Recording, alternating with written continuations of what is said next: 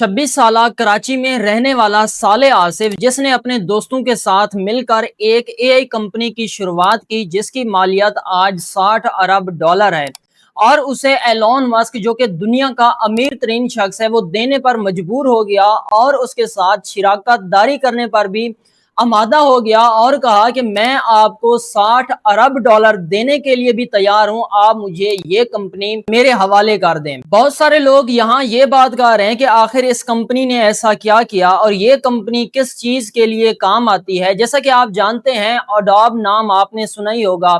इसके अलावा इनवीडिया का नाम आपने सुना होगा, जिसके अंदर ग्राफिक कार्ड आते हैं। जैसे शॉपिफाई है, जो स्टोर बने जाते हैं।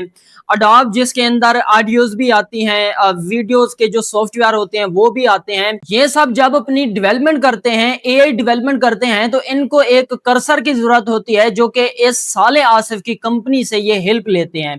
तो इसको देखते हुए एलोन मस्क ने कहा कि मैं आपको 60 अरब डॉलर देता हूं, जो कि हम स्पेस एक्स के साथ मिलकर इसको आगे लेकर चलेंगे और इसके साथ साथ कोई और चीजें भी मिलकर बनाएंगे, जो कि आपकी कंपनी को भी फायदा देंगी, मुझे भी फायदा देंगी।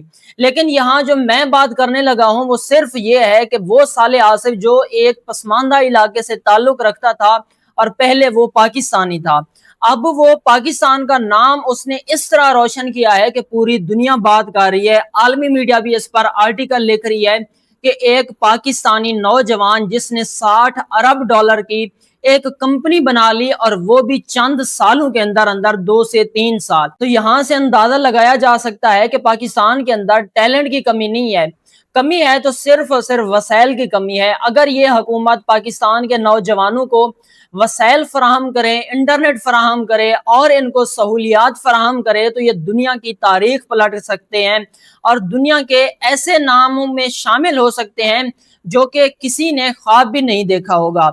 और अब ये साले आसिफ, जो कि दुनिया के उन अमीर तरीन शख्सियत की फहरिस्त में आ गया है, जो कि तकरीबन टॉप 100 में आते हैं, टॉप 100 में आते हैं, उसमें यह साले आसिफ भी आता है। और पाकिस्तान के अंदर तीसरे नंबर पर ये एक अरबपति पाकिस्तानी नौजवान बन चुका है।